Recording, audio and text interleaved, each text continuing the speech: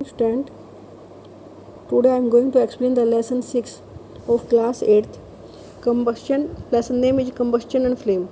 I have already explained you about combustion, the substance which are combustible, which are not combustible. The substance which are combustible are called fuel, like kerosene oil, petrol, diesel. Which are not combustible substance like stone, glass, and the essential condition which are necessary for combustion is fuel and the presence of oxygen. Now, one essential condition is ignition temperature. Today I am going to explain about you ignition temperature.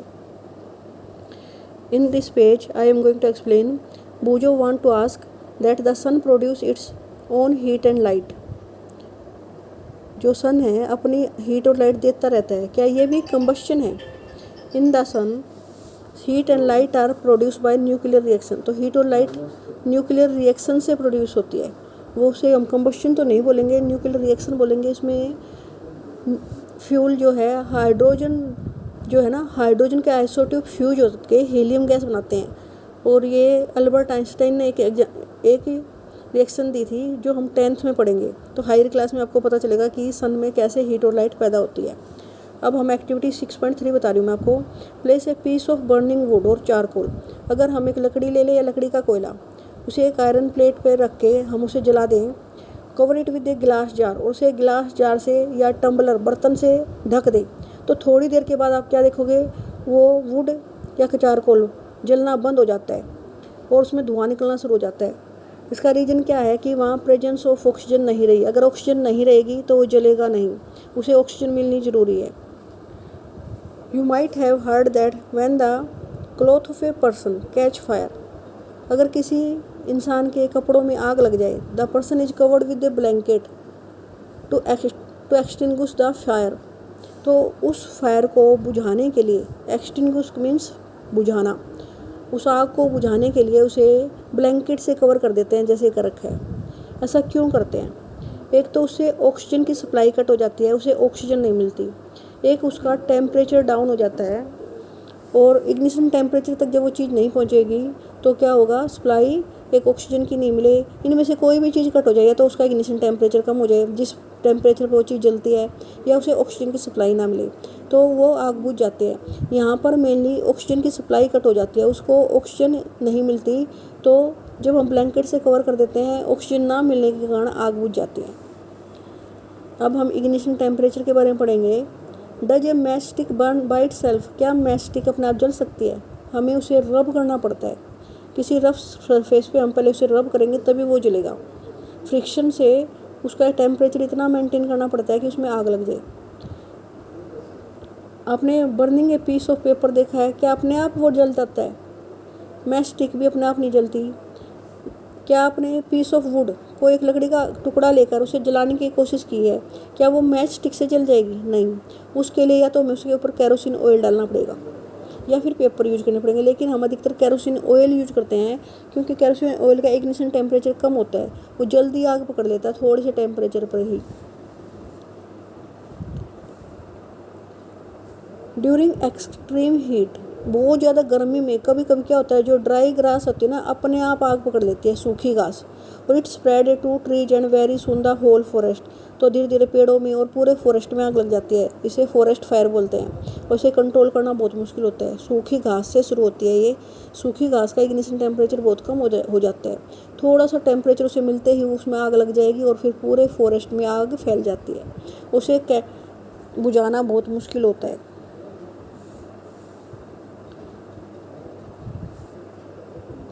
अब ये सारे जो हमने अब तक experience करे, जो जितने भी हमने एग्जांपल देखे, इससे हमें पता चला different substance catch fire at different temperature. लकड़ी को जलाने के लिए हमें ज़्यादा गर्म करना पड़ेगा उसको. केरोसिन ऑयल जल्दी आग पकड़ देता है, पेपर जल्दी आग पकड़ देता है, क्योंकि तो different substance catch fire at different temperature. The lowest temperature at which a substance catch fire is called ignition temperature. ये आपको इसकी डेफिनेशन याद रखनी है. वो कम से कम टेम्परेचर जिस पर एक सब्सटेंस को में आग लग जाए, catch fire is called ignition temperature. अगर हम मैच स्टिक के बारे में देखें तो वो रूम टेम्परेचर पर जब रखी है तो उसमें it can't catch fire. We have to rub it on a rough surface, हमें उस मैच स्टिक को रब करना पड़ता है। उसकी साइड में मैच बॉक्स कर दे रखा था, मैच बॉक्स के साइड में हमें हल्का उसे रब करना पड़ता है, तभी उसमें आग लगती है, अपने आप से उसमें फायर नहीं लगती। अगर हम हिस्ट्री देखें मैच स्टिक की तो ये 5000 ईयर्स पहले बननी शुरू हो गई थी। पहले एक पाइन वुड, एक लकड़ी होती है, उसको सल्फर में डिप करके फिर यूज किया जाता था।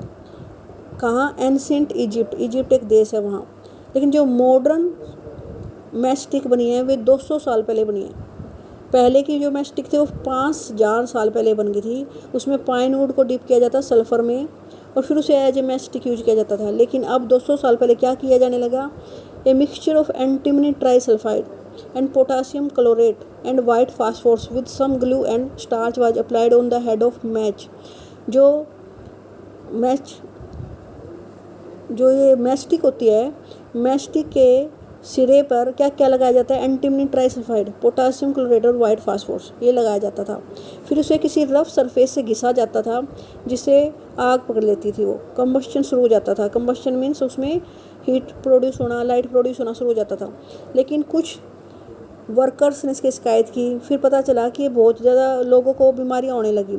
जो वाइट फास्फोरस होता है वो डेंजरस होता है, तो वाइट फास्फोरस यूज ना करना पड़े, तो अब इसका एक नया तरीका निकाला है कि जो मैच स्टिक हैं उस पर केवल एंटीमनी ट्राइसल्फाइड और पोटासियम क्लोराइड लगाया जाता है, और जो उसके साइड में मैच बॉक्स होता है, मैच बॉक्स का जो सरफेस होता है उस पर रबिंग सरफेस जो होता है मैच बॉक्स का, उस पर कुछ पाउडर्ड गिलास और लिटिल रेड फास्फोरस लगा दिया जाता है। रेड फास्फोरस कम डेंजरस होता है वाइट फास्फोरस से, तो वाइट फास्फोरस ज़्यादा डेंजरस होता है, वो यूज नहीं किया जाता।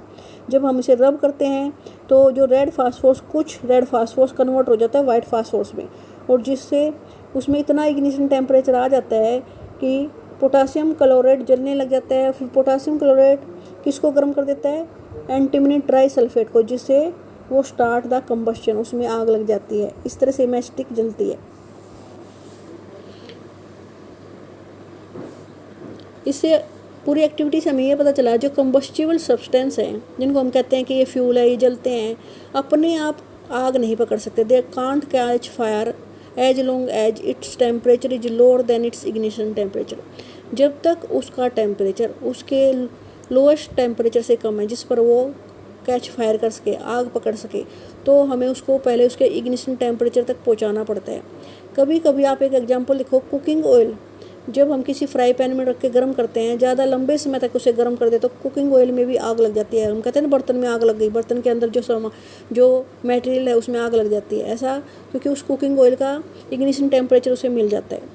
Kerosene oil and would don't catch fire at room temperature. अब केरोसिन ऑयल और वुड अपने रूम टेम्परेचर पर रखा है तो उसमें आग नहीं लगेगी, लेकिन केरोसिन ऑयल का जो इग्निशन टेम्परेचर लकड़ी से कम होता है वो जल्दी आग पकड़ लेता है, उसे ज़रा सा गर्म करते ही वो आग पकड़ लेगा। तो केरोसिन ऑयल को हमें स्टोर करते टाइम बहुत ज़्यादा ध्यान रखना पड़ेगा। जैसे हम लकड़ी स्टोर कर सकते हैं ऐसे केरोसिन ऑयल को स्टोर नहीं कर सकते। केरोसिन ऑयल का इग्निशन टेम्परेचर कम होता है, ज़रा सा टेम्परेचर मिलते ही आग पकड़ सकता है, उसमें इसे क्या आग लग सकती है आसपास, तो ध्यान रखना पड़ेगा उसको स्टोर करते टाइम। जो ज़्यादा कंबस्टिबल सब्सटेंस है, आपने देखोगे फ्यूल जैसे पेट्रोल और डीजल के जो बड़े बड़े ट्रक जाते हैं उन पे लिख रखा होता है combustible flame, combustible substance, danger. ये सब क्यों लिखा होता है? ताकि ध्यान रखा जाए कि कोई गर्म चीज़ या कोई चीज़ जिससे उसको इग्निशन टेम्परेचर मिल जाए और उसमें आग लग जाए, ऐसा ना हो। उसके आसपास लिखा होता है कि यहाँ पर नो स्मोकिंग, कि स्मोकिंग करना भी अलाउड नहीं है, माचिस जलाना अलाउड नहीं है, क्योंकि उससे उसमें आग लगने का खतरा होता है। अब हम एक एक्टिविटी करके देखते हैं। Make 2 paper cup by folding sheet. आप पेपर फोल्ड करके 2 ऐसे कप जैसे बना लो। एक को सीधा हमने कैंडल पे जलाने के लिए रख दिया और एक में पानी भर दिया, तो कौन से में जल्दी आग लगेगी? आप देखोगे जो पेपर है, खाली वाला पेपर, इसमें इट कैच फायर इजीली। क्यों? It's ignition temperature is less, but the cup with water, जिसमें पानी भरा हुआ है, वो इतनी जल्दी आसानी से आग नहीं पकड़ेगा। रीज़न है वाटर का इग्निशन टेम्परेचर ज़्यादा होता है। जब उसमें पानी आ गया तो उसने पेपर के सरफेस टच कर लिए, उससे इग्निशन टेम्परेचर उस पेपर का भी बढ़ गया। अब वो इतनी जल्दी आग नहीं पकड़ेगा। तो वाटर वाला कप देर से आग पकड़ेगा क्योंकि इसका इग्निशन टेम्परेचर बढ़ चुका है। आज हमने स्टूडेंट इतना ही पढ़ा है, अब आपको इग्निशन टेम्परेचर के बारे में क्लियर हो गया होगा। कोई भी सब्सटेंस है उसको जलाने के लिए हमें क्या क्या चाहिए? फ्यूल। एक तो कंबस्टिबल सब्सटेंस, ये नहीं कि हमने स्टोन में आग लगाना शुरू कर दिया तो वो पत्थर में आग नहीं लगेगी। लाइक पेपर, लकड़ी, या काउडंग केक, या फिर केरोसिन ऑयल, ये हम फ्यूल में मान सकते हैं। Petrol, diesel. इसके अलावा प्रेजेंस ऑफ ऑक्सीजन, ऑक्सीजन होना जरूरी है, विदाउट ऑक्सीजन चीज़ें नहीं जल सकती। तीसरा, ignition temperature, the lowest temperature at which a substance catch fire is called ignition temperature. ये तीन चीज़ें जरूरी हैं। कौन कौन सी? फ्यूल,